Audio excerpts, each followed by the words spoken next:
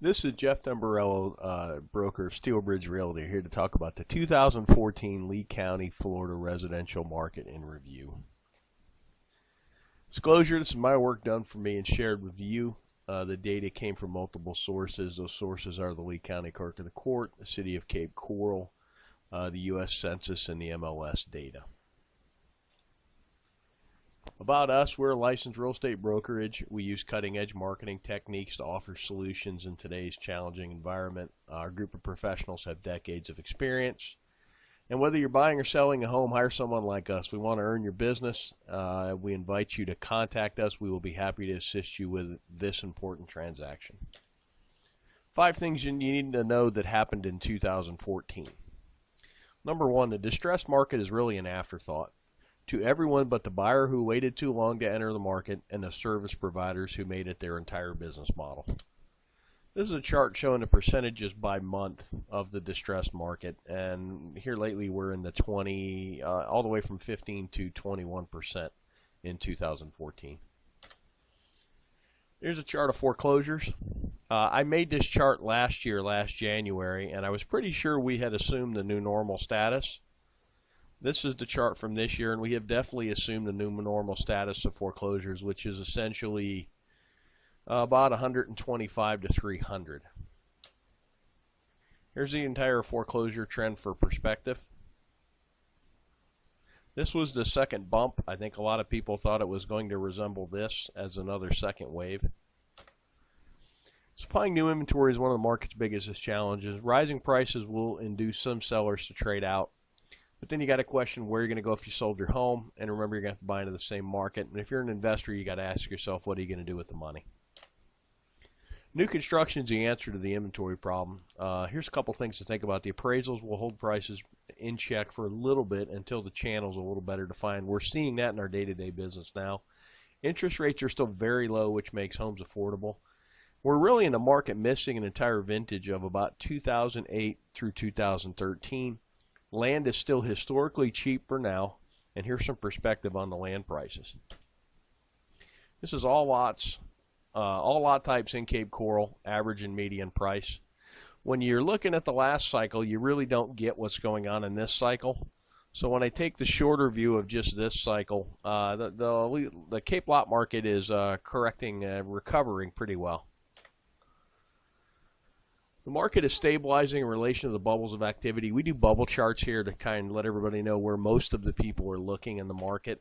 Last year's bubble chart, this is from when 2013 versus 2012. There's a very clear shift in the market as it shifted over. When I did 13 versus 14, there really isn't that much of a difference. The market's pretty much stabilized with, we're missing some cheaper homes in the $70,000 price range, but we're selling more 170,000 all the way up into the millions. This chart's a neat chart. It shows the last cycle and this cycle by pricing. The red line being the last cycle, the blue line being the current cycle.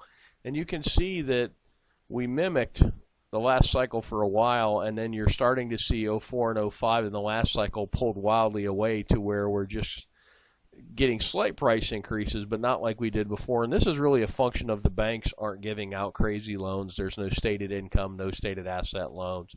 So this is a sustainable market that's actually driven by sensible leverage.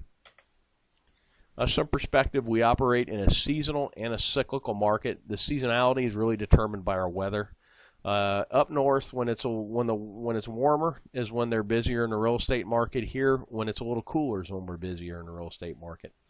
The cyclical part of our market is governed by demographics, and we're going to talk about something seasonal pricing bumps as well. Right now, we're in a sustainable boom. MIM is money in motion. It's every dollar that flowed through. This is actually dollars sold by realtors. And we had an 8.7 increase in the actual volume in the market. The amount of transactions went up 1.1%. The median is actually rising faster than the average, which shows the bottom of the market is coming up faster than the market itself is correcting.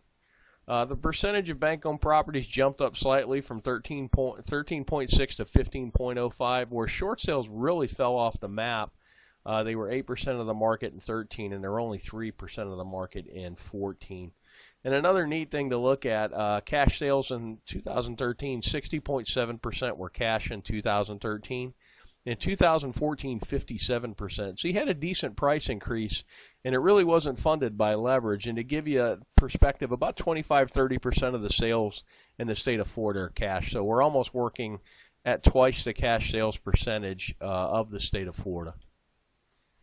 Money in motion is a key indicator. As long as the market continues to grow, that's a really good thing. The median's rising higher than the average. We talked about that. We also talked about the cash sales percentage. One thing I learned, if you base your business model on short sales, you need to find something else to do. And we're truly in a market where the buyers are paying slightly more for a slightly older and slightly smaller home. Market specifics. Two asset classes that really jumped out to me are townhouses and manufactured homes are actually growing. By property types, what's interesting to me is the manufactured homes are up 20% in sales counts, as are the townhouses. And when you look at the price increases, they're probably some of the lowest price increases, and that's the market seeking a good quality buy, basically. The single-family homes are up 7%. They just about mimic the market as a whole. A few thoughts on the jump in mobile homes and townhomes. Mobile homes have both a lower cost of entry and a lower cost to keep, and the blue-collar retirees from up north love them because they really only need them for 3 or 4 months of the year because they're still home doing stuff and walleye fishing and playing with the grandkids. But it's a nice, affordable home to get out of the cold weather. Townhouses kind of represent the same if you're adverse to a mobile home purchase. And really and truly, we found within the market that as the site-built homes hit a certain number, the manufactured homes take off, and it's about 3 to 1. So if a site-built home was trading for $300,000, the manufactured homes at $100,000 represent a lot of value to a retiree buyer. This is kind of what happened by city. 2014, what happened by city. And just a year-over-year difference. Punta Gorda's really burnt store, up 15%. That's pretty good. Lehigh Acres up 13%. And when I look down, Captiva's up 27%, which is pretty impressive. Things to watch in 2015. Essentially, you've got a seesaw in the market now with resale homes on one side of the seesaw and new construction on the other.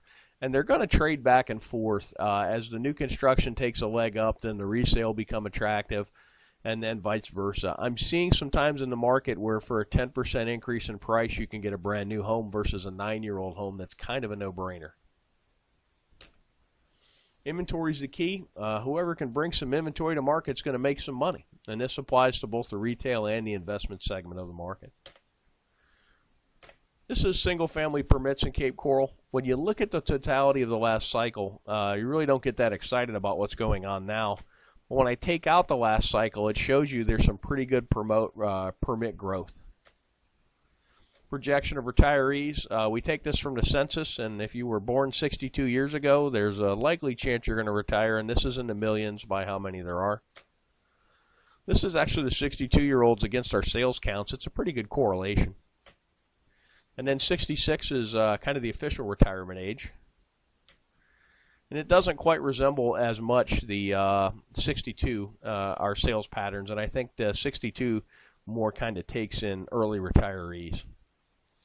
One last thing, this is a long chart average price of the whole market. This little blip right here was when the banks really let it loose and just basically gave out free money. And that's kind of what we're looking for now is everybody's looking for when this time is coming back, and it's really going to be tied to leverage. We were in a boom, which is what we're in now as the market went up to here. And then when the banks went crazy, and you also had Hurricane Charlie in here, which took a little inventory and dumped some insurance money into the market, which kind of overheated it a little more. But this was based on easy money and basically turned into a mania. And that's kind of what you got to watch for now is loan programs. If you have any thoughts or questions, why don't you give us a call at the office at 239-694-3300, and my extension is 102. And you can always, if you're watching this video, click the link below the video and fill the form out, and we will be in touch with you. Thanks for watching, and make it a great day.